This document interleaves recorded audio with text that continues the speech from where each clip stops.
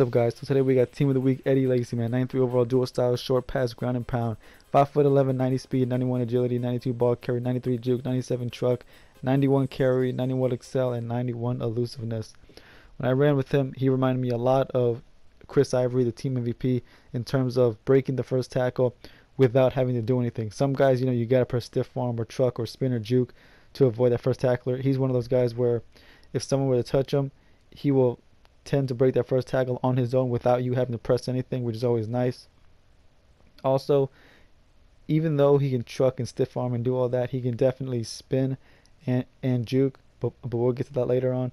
Right now, his speed is not that great. Even though him, Chris Ivory, and Steven Jackson, they all have about 90 speed, I definitely saw it with Eddie Lacy. Steven Jackson and Chris Ivory, even though they only have 90 speed, they definitely could get separation from linebackers and corners and such. I did not see that with Lacy, man. He got caught from behind too often from linebackers even. Not good. But, like I said, he's definitely a power back, of course. But he's one, like I said, between him, Ivory, and Jackson, he was definitely the slowest. At least on the field from what I saw, he was one of the slowest. Not to say he's a bad card. As you can see right here, he will fight for yards. You always want that from a power back, of course. He will break tackles. Will give you those second chances. I do not personally think he's better than Chris Ivory or Jackson. In terms of just those three, I would put him at number 3. And right here, his carry rating, man, he took a lot of big hits. Only fumbled once out of like 20 hit sticks, which is not that bad. Here's another hit stick, but anyway, so don't worry about him fumbling. It should not happen too often, if at all, if you're lucky enough.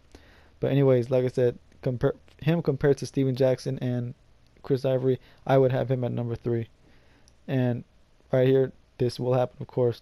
Time to time, he will go down on that first tackle.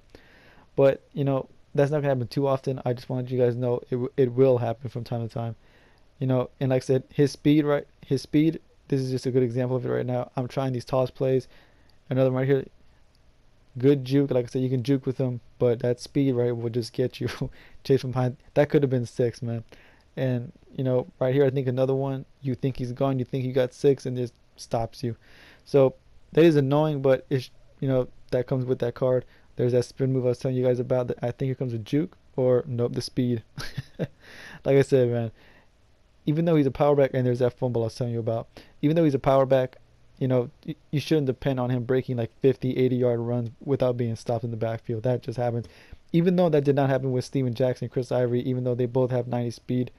Actually, I think Chris Ivory had like 91 speed. But still, I did not see those two guys get caught from behind too often. But I definitely saw it a few times with Lacy. Not sure why. Right here, testing out that 81 catch. It's not a problem, guys. Don't worry about that. He's very dependable. That juke and spin move, man. He reminded me, in terms of like his versatility, from juking, spinning, stiff arming, he reminded me a little bit of Team of the Week AP, because AP can also do all those things, truck, stiff arm, and everything. So definitely reminded me a little bit of him just in that area. You see right here, if you like to juke, if you like to spin, you can use Lacy. If you like to truck, if you like to stiff arm, you can use Lacy. If you like using all 4, like this right here, then you can use Lacy. I don't know if I could make him my feature back, my number 1 back, even though you see right here, he's making a damn good case for it. I just don't think I could do it just because of his speed. Of course you can use him in the passing game, but if you have even like a decent speed linebacker, like an 88 speed or 90 speed linebacker covering him, he won't get that much separation in the passing game. So I would say just bring him in for like third and short situations, or combine him with a fast running back so they can both be on the field at the same time. You see right here, this is what he's going to do. Break tackles, fight for those yards. So if you want Eddie Lacy, man, his price is dropping, so go check him out if you get the chance.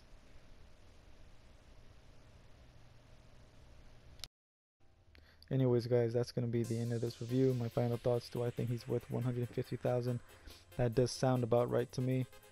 Even though, since he did come out yesterday, at first his price was $300, then $250, then $200, and now it's $150, all in the span of like 1 day, which is amazing. I've never seen a card that good drop that fast in price. It could be because of the promo, the Christmas promo that's coming out soon. It could be maybe they just did not like the way he played. I don't know what it is. All I know is that if you want to pick him up, that's just good for you, because the cheaper he is, the more coins you save.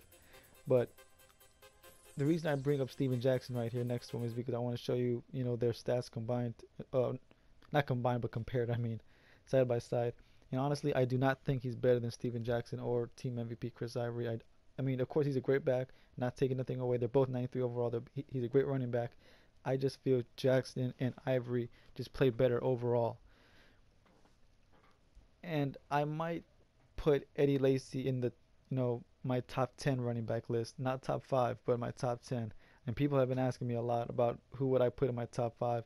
And honestly, from top to bottom, it would be Dickerson, Payton, Jackson, Ivory, and then AP. And the reason I have AP at number 5 and not higher is because of his carry rating. That carry rating always made me paranoid, and that's not a good factor to have for any running back. So that's why he's at number 5. But he does have good stats all around, so that's why I put him at number 5. Lacy might be like number 6 on that list. But anyways, guys, the best way to use Lacy would be to combine him with a fast running back. Just have him just go back and forth on the field. Run with Lacy, then the speed guy. Go back and forth and just tear your opponents apart like that. In my opinion, I mean, if you want to make him your feature back, you can. He definitely can be your number 1 feature back. I just feel that you could probably use him better with a speed back. Anyways, guys, that's gonna be it, man. And I do have that team of the week, Tremaine Johnson, coming out tomorrow. Hopefully, I've said it before. Defensive players take longer because you cannot target them whenever you want. That's all up to your opponent. So I do have that coming out tomorrow. People have been asking me to do that Khalil Mack. I'll do my best to get that one. I do have, of course, your guys' requests. I will be getting to those as soon as I can, so don't worry about that. Anyways, guys, that's going to be it for now, man. But until next time, boys, peace.